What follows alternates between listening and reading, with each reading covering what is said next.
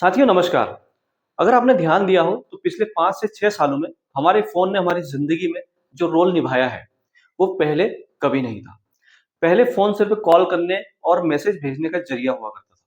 लेकिन आज वही फ़ोन हमारी जेब में रखा एक ऐसा टूल बन चुका है, जिससे हम अपनी रोज़मर्रा की लगभग हर ज़रूरत पूरी करते हैं। सुबह उठते ही हम फ़ोन देखते हैं, किसी को मैसेज करना हो तो वही, पैसे भेजने हों तो वही, बिल भरना हो तो वही और टिकट बुक करनी हो तो भी हम अपने फ़ोन का यूज़ करते हैं। यानी हमारी पूरी डिजिटल लाइफ़ अब इस छोटे से डिवाइस में सिमट कर रह गई है। और इस पूरी कहानी में एक ऐसा ऐप भी है जो लगभग हर इंसान के फ़ोन में मौजूद है और वो सबसे ज़्यादा इस्तेमाल भी होता है और उस ऐप का नाम है व्हाट्सऐप। पहले ये सिर्फ़ चैटिंग के लिए हुआ करता था, फिर इसमें कॉलिंग आई, फिर वीडियो कॉलिंग आई और फिर पेमेंट आया। और अब धीरे-धीरे ये ऐप कुछ बड़ा बनने की तरफ और आगे बढ़ रहा है।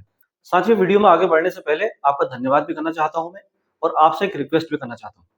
धन्यवाद इसलिए कि हमारा यूट्यूब परिवार अब 1000 के आस-पास होने वाला है।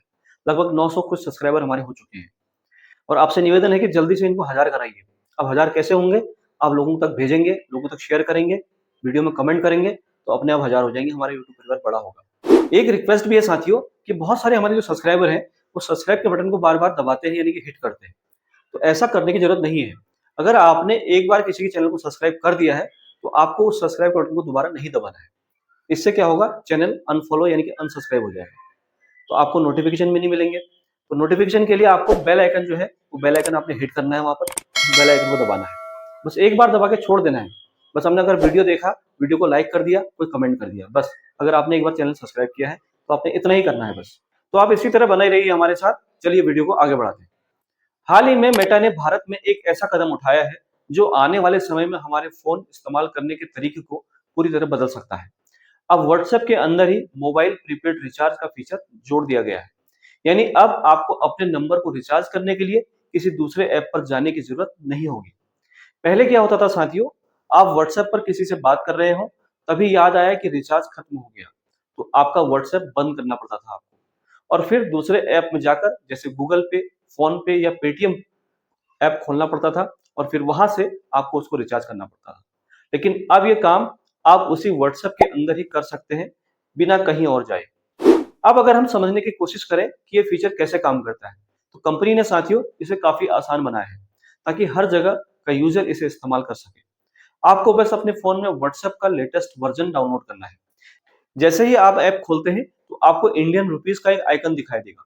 बस उसी पर क्लिक करना है और आपके सामने मोबाइल रिचार्ज का ऑप्शन आ जाएगा। इसके बाद आप अपना या किसी और का मोबाइल नंबर डाल सकते हैं और सिस्टम अपने आप पहचान लेगा कि आपका नंबर रिलायंस का है, कि जियो का है या एयरटेल या वोडाफोन का है। इसके बाद आपको उस नंबर के सभी उपलब्ध रिचार्ज स्क्रीन पर दिखाई देंगे, चाहे वो डेटा प्लान हो, कॉलिंग प्लान हो, एसएमएस प्लान हो या ईयरली प्लान हो। आप अपनी जरूरत के हिसाब से जो प्लान चाहें चुन सकते हैं और फिर पेमेंट कर सकते हैं। पेमेंट के लिए कई ऑप्शन दिए गए हैं साथियों, जैसे UPI, debit card, credit card या नेट बैंकिंग।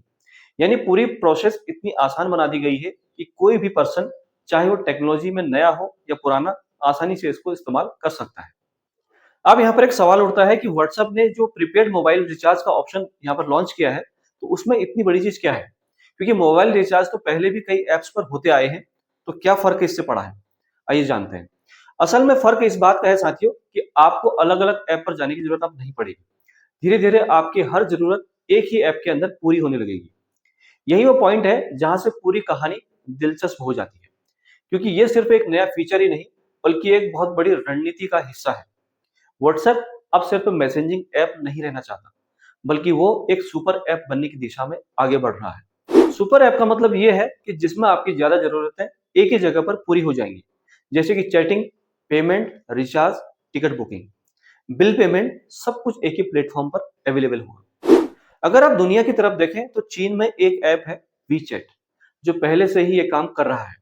यहाँ लोग उसी ऐप के अंदर लगभग हर काम कर लेते हैं, चाहे वो पैसे भेजना हो, शॉपिंग करना हो या कोई सर्विस बुक करनी हो।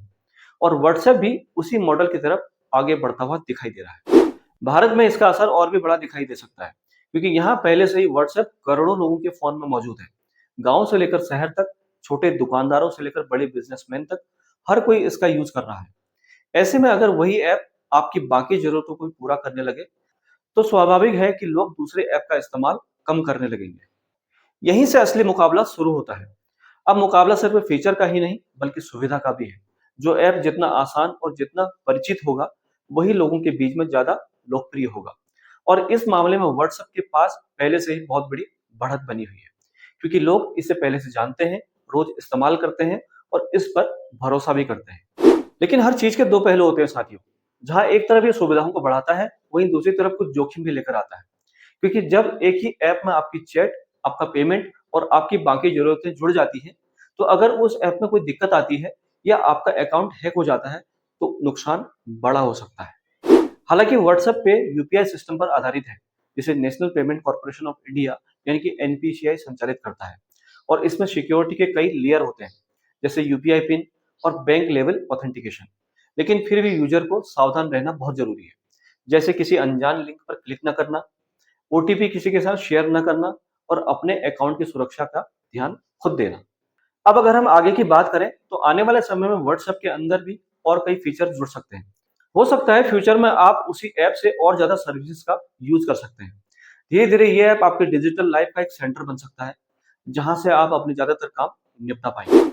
तो अगर पूरी बात को एक लाइन में अगर समझा जाए, तो ये सिर्फ एक नया फीचर ही नहीं बल्कि एक ऐसा बदलाव है जो हमारे डिजिटल लाइफ स्टाइल को पूरी तरह से बदल सकता है। अब देखना ये होगा कि लोग इसे कितना अपनाते हैं और बाकी ऐप इस चुनौती का सामना कैसे करते हैं। अब आप बताइए कि क्या आप व्हाट्सएप से रिचार्ज करना पसंद करेंगे या फिर पहले की तरह अलग-अलग ऐप्स का इस्तेमाल करेंगे? और क्या आपको लगता है कि व्हाट्सएप आगे चलकर एक सुपर ऐप बन पाएगा? कमेंट में हमें जरूर बताएं। अगर आपको जानकारी काम की लगी हो तो वीडियो को लाइक करें। चैनल पर पहली बार है और अभी तक आपने सब्सक्राइब नहीं किया है, तो सब्सक्राइब के बटन को जरूर दबाएं और ऐसे ही जरूरी अपडेट्स के लिए जुड़े रहें हमारे साथ।